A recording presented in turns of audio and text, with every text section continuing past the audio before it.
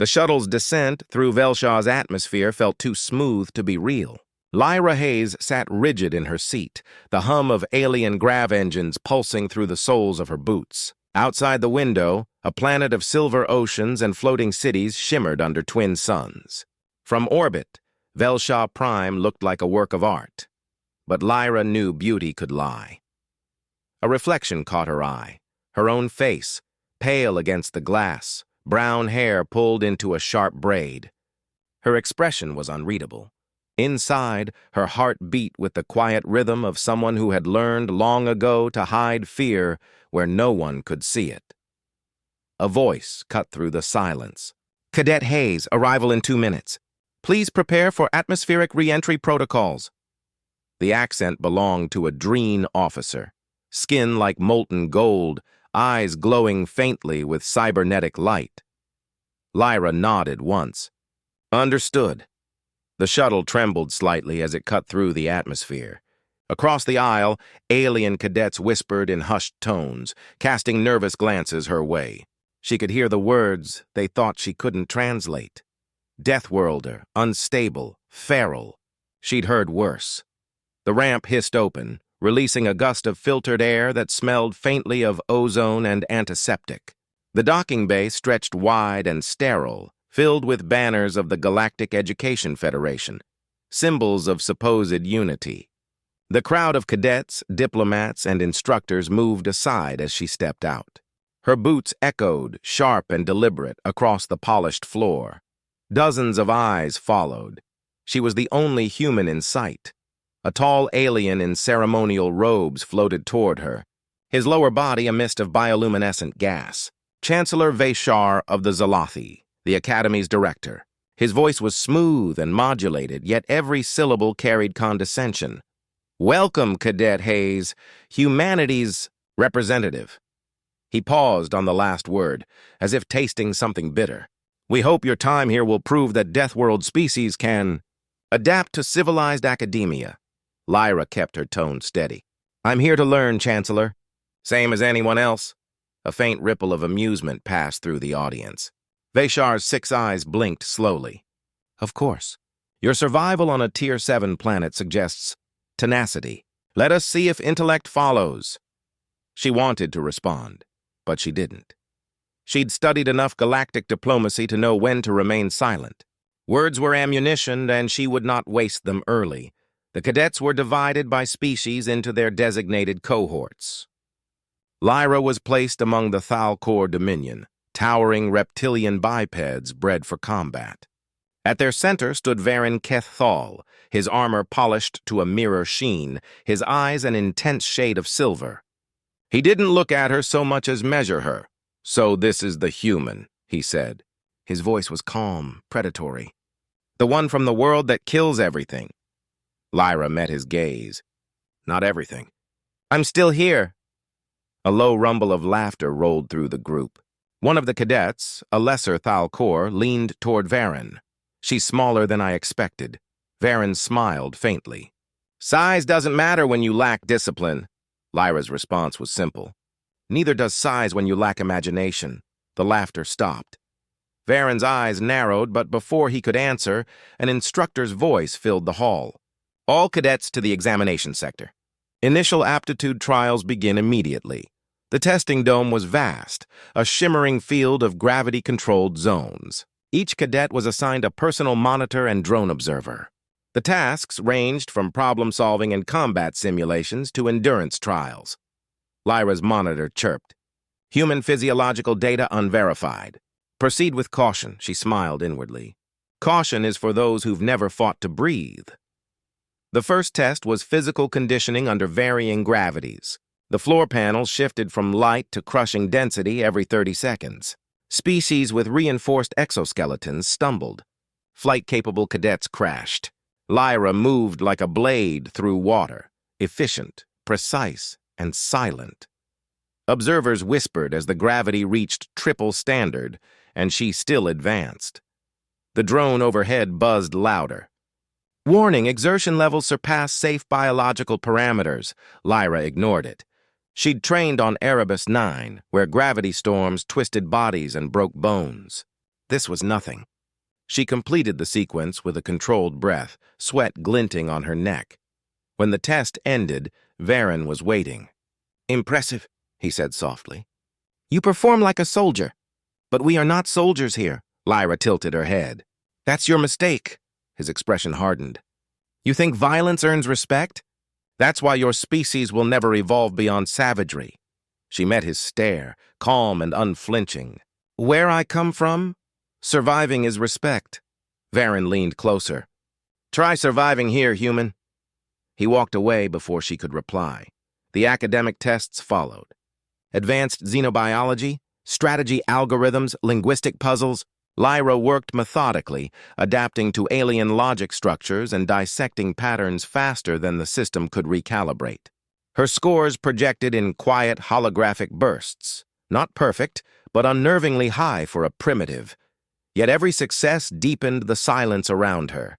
No congratulations, only stares. During the break, she sat alone at the observation deck, watching distant ships curve across the horizon. A small insectoid cadet approached hesitantly. "You fight well," it said, voice buzzing. "Many think you dangerous. I think... You strong?" Lyra gave a small nod. "Thank you." "Strength's different from danger." It tilted its head. "Maybe, but out here, both look the same." The creature left before she could answer. She turned back to the glass, her reflection ghosting over the view of alien stars. For the first time, she felt the weight of what she represented. The entirety of humanity compressed into one solitary girl among thousands. That evening, the cadets gathered in the mess hall. Conversations paused as she entered. Even the sound of utensils against trays died. Lyra ignored the eyes, the whispers, the deliberate empty seats around her. She chose a corner and ate quietly, nutrient-paced, metallic and tasteless. Across the room, Varen watched her with a look she recognized too well. Curiosity mixed with contempt. The same look predators gave prey that didn't behave correctly. An alien broadcast played above. News feeds from across the Federation. Somewhere, a human outpost had survived a plasma storm that destroyed 3 other colonies. The reporter called it a statistical anomaly.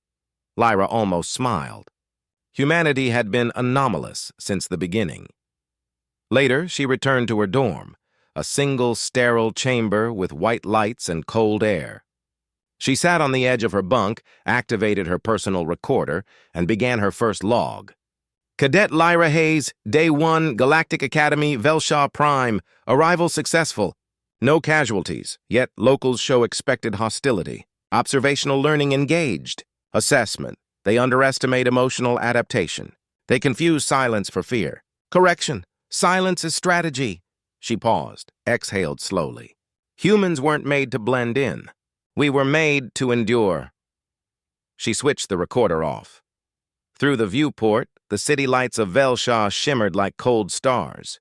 Below, thousands of species thrived under perfect order, convinced chaos was extinct. She knew better. Order never lasts. As the Academy's midnight chime echoed across the halls, Lyra lay back, eyes open to the ceiling's soft glow. She didn't dream. Deathworlders rarely did. Somewhere in the darkness, she smiled faintly. "They think I won't last a week," she whispered. "We'll see." Outside, Velshaw's twin suns dipped below the horizon, and the most dangerous student in the galaxy closed her eyes, already planning how to win a war no one else knew had begun. The Academy's corridors pulsed with rhythm, precise, mechanical, cold. Lights flickered in perfect sequence, the sound of alien footsteps echoing against glass floors. Lyra walked among them like a shadow that didn't belong. Weeks had passed since her arrival. Every lecture, every simulation, every glance felt like a test she hadn't agreed to take. The instructors spoke of diplomacy and progress, but their eyes spoke of containment. She moved through the day in silence, learning their systems, memorizing their habits. Observation was survival. Erebus 9 had taught her that. Read your predators before they read you. Tactical simulation hall, 0600 hours. Rows of cadets sat within floating command spheres. each controlling simulated fleets through holographic interfaces. The goal: protect a convoy crossing hostile sectors.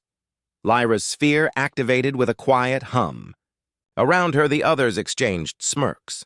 Strategy was supposed to expose primitive thought patterns. "Begin," ordered the instructor. Instantly, chaos filled the room. Alien commanders barking commands, fleets scattering. Lyra's display remained still. She watched as ships vanished under heavy fire. The others reacted. She waited. The instructor frowned. "Cadet Hayes, inactivity results in failure." She ignored him, eyes tracing energy signatures on the grid. Then, quietly, she spoke. "Redirect convoy to Vector 3, faint distress beacon toward enemy flank, and cut drives." Her digital fleet vanished from sensors, cloaked by heat bleed interference. The pursuing enemy turned toward the decoy. When they committed, she reactivated her fleet and struck from behind. The simulation froze. The display blinked mission success, efficiency rating, 97%. The hall fell silent. The instructor cleared his throat. Unorthodox, risky, effective, Lyra leaned back. "So is survival," Varen's voice carried from across the room, calm but edged. "Or luck. Humans mistake chaos for strategy." Lyra's eyes met his. "And Thalcor mistake arrogance for superiority." Laughter rippled, nervous, uncertain. Varen smiled, but his jaw tightened. "Perhaps you'd like to prove that," he said. "Combat trial. Today." "Name the time," she replied. "Now." Combat dome, 0730 hours. The air shimmered under containment fields. Dozens of cadets gathered on the upper tiers, murmuring in anticipation. Lyra stood on one end of the arena, dressed in the Academy's neutral gray combat suit. Across from her, Varen adjusted his gauntlets, a hybrid of armor and tradition. His eyes glowed faintly with adrenaline stimulants. The referee drone descended. "Engagement authorized. No lethal force permitted," Varen smirked. "Try to keep up, Deathworlder." Lyra's pulse stayed steady. She didn't move until he did. Varen lunged, claws extending, a blur of speed and power. Lyra sidestepped, minimal motion, efficient. His strike hit air. She pivoted, hooked his arm, and used his own momentum to drive him into the ground. The impact rattled the dome. He rose instantly, rage flickering through composure. "That was a mistake." "Maybe," she said. "Make another one." They clashed again, his blows heavy, hers precise. Varen fought like someone used to victory. Lyra fought like someone who'd never had the luxury of defeat. She ducked a sweeping strike, slammed her palm against a neural joint in his armor, and twisted. His weapon arm spasmed, the drone's alert blared, opponent incapacitated. Match complete. Silence filled the dome. Varen froze, breath heavy, eyes wide. Lyra stepped closer, voice calm but cutting. "You rely on strength," she said softly. "I rely on experience." "That's why I win." She extended a hand. He hesitated, then swatted it away, fury and disbelief warring behind his controlled expression. As she left the arena, whispers followed. Not insults this time, but something new. Curiosity, unease. That night, her dorm lights dimmed to twilight mode. She sat cross-legged on the floor, reviewing the combat footage on her wrist pad. Her motions were clean, minimal, efficient, but her eyes caught something else. The faint tremor in her fingers afterward. She exhaled slowly, forcing the tension away. The Academy had rules. The galaxy had expectations. But instinct didn't care about politics. Instinct wanted survival, whatever it cost. The door chimed. It was Tarek. A Zelleran cadet, small and translucent-skinned, the one she'd spoken to once in the cafeteria. "I needed to speak with you," he said nervously. "They talk about you. About what you did today." Lyra tilted her head. "Let them. They say you humiliated Commander Varen, that it's dangerous." "Truth usually is." Tarek hesitated. "He's powerful, connected. His family sits on the Dominion Council." Then he should have fought smarter. Tarek looked at her with a mix of fear and admiration. You aren't afraid of anything, are you? She smiled faintly. Everything scares me. I just don't let it decide what I do. He nodded slowly, processing that, then whispered, You saved my class pod last week. The decompression alarm, I was trapped. You rerouted the seal manually? Lyra shrugged. Wasn't much? No one else would have done it. Then they should learn. 2 days later, the Academy's central dome erupted with sirens. The air thrummed with deep vibrations, alarms flashing red across every corridor. Lyra was in the training hall when the system AI blared, Containment breach, Section Theta, evacuate immediately. Smoke and light filled the hall. She ran against the flow of cadets fleeing. Varen appeared through the haze, shouting orders. What happened? She called. Explosive charge in the vent system. Someone planted it. Lyra scanned the damaged walls, plasma burns, localized detonation.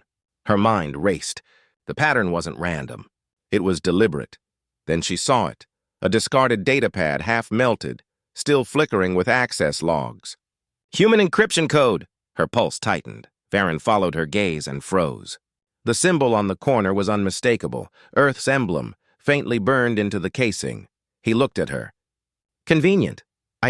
You're the only human here. His voice hardened. And it's human code. Around them, other cadets gathered. Eyes filled with accusation. The AI's voice echoed again. Security lockdown in effect. Lyra stepped back slowly, mind cold and focused. This isn't mine. Varen's expression was unreadable now. We'll see. The council will love this. The security drone surrounded her, lights shifting to crimson. She raised her hands. Fine, but if you're wrong, Commander, I'll expect an apology. Varen leaned close enough that she could feel the heat of his breath.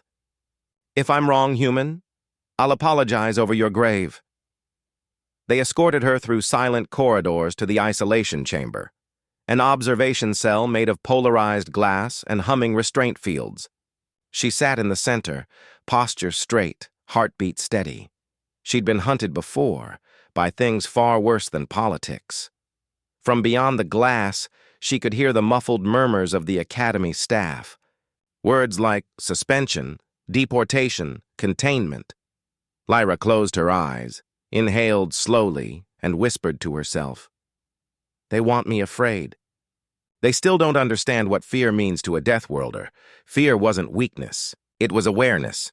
It was control sharpened into purpose. Hours later, the door slid open. A security officer entered, accompanied by Varen. He crossed his arms. They're still analyzing the evidence. Until then, you're confined. Lyra's gaze was steady. And you're enjoying this.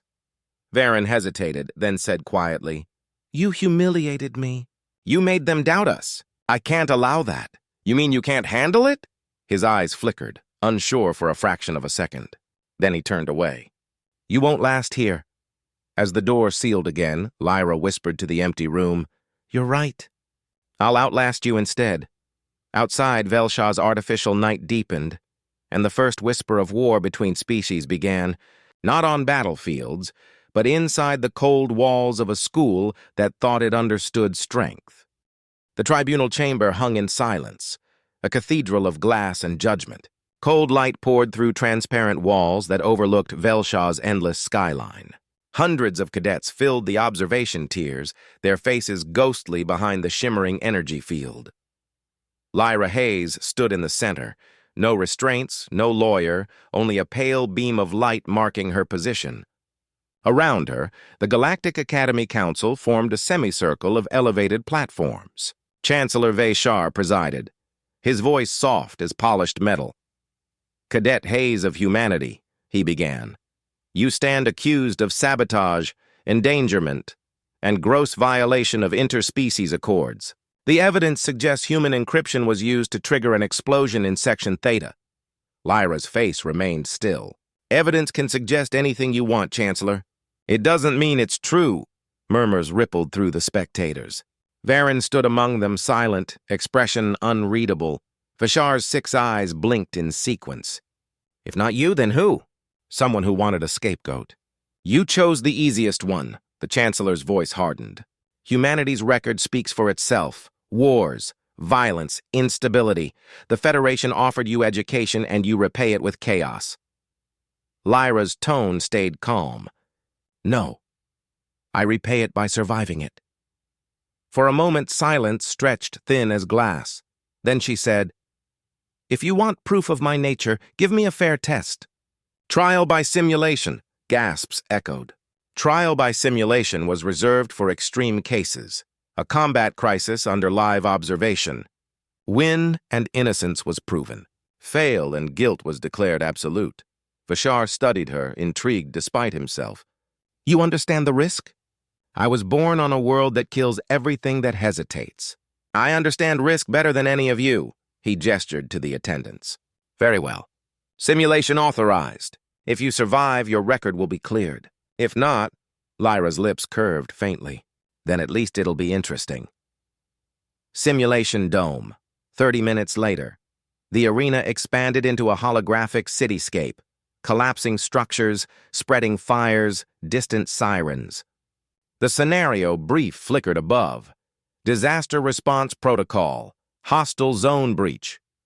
Her objective: rescue 5 trapped cadets while maintaining system stability. The catch: unknown hostiles in the area. Observers filled the galleries as the dome sealed. Lyra flexed her fingers, breathing steady, mind clear. The hum of the simulation wrapped around her like heat from an old sun. Begin!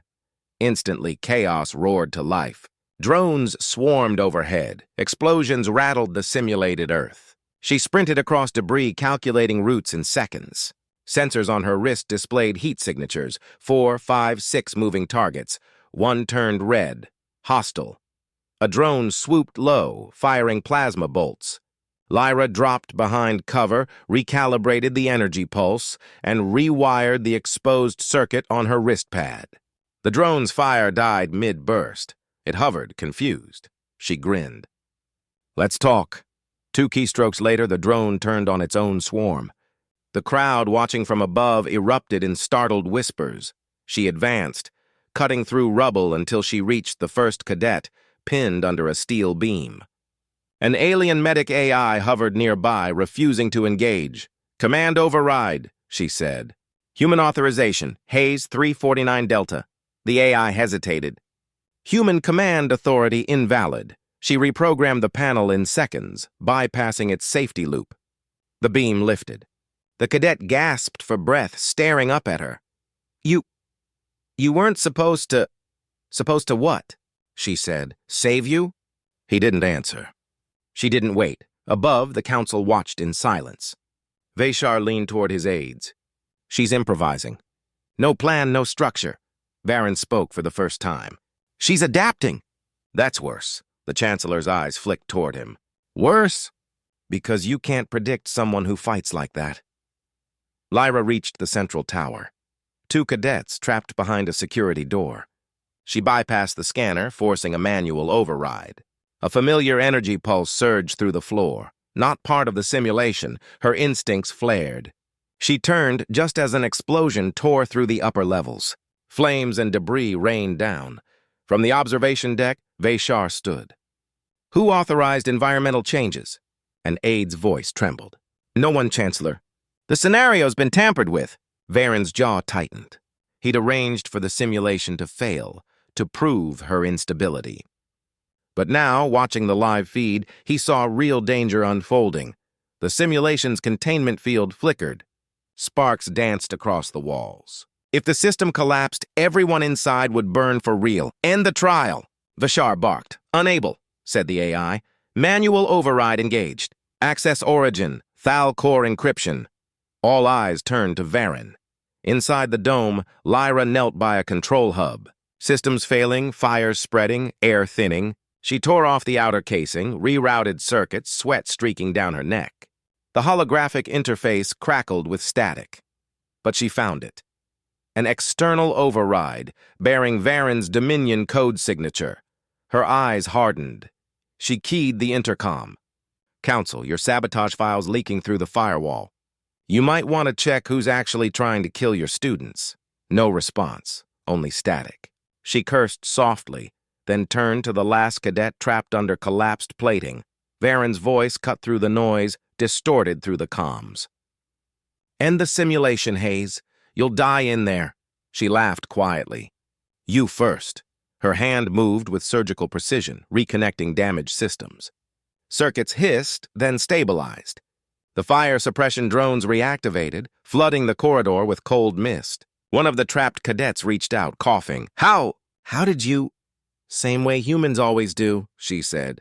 We fix what others break. The dome systems flickered back online. The cityscape dissolved, replaced by the sterile light of the arena. Lyra stood surrounded by smoke, her uniform scorched, eyes bright.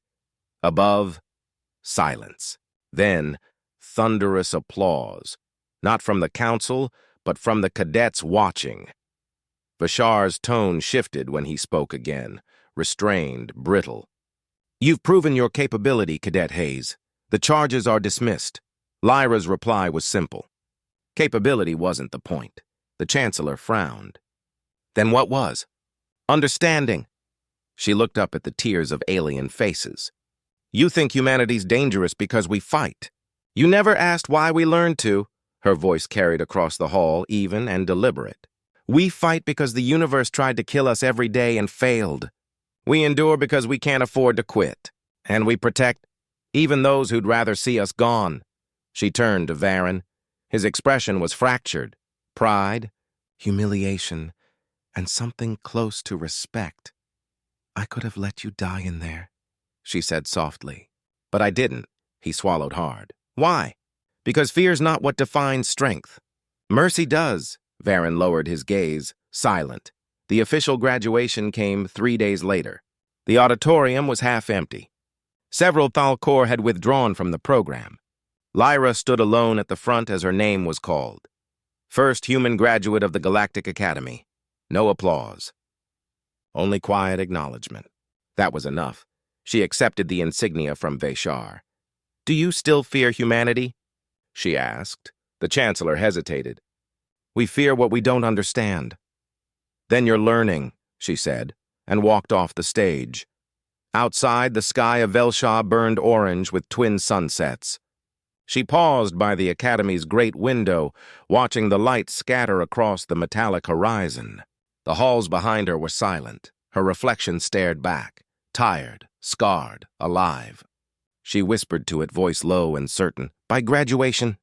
None of them were left, not from death, from change. Because once you see what a human can endure, you can never see the galaxy the same way again.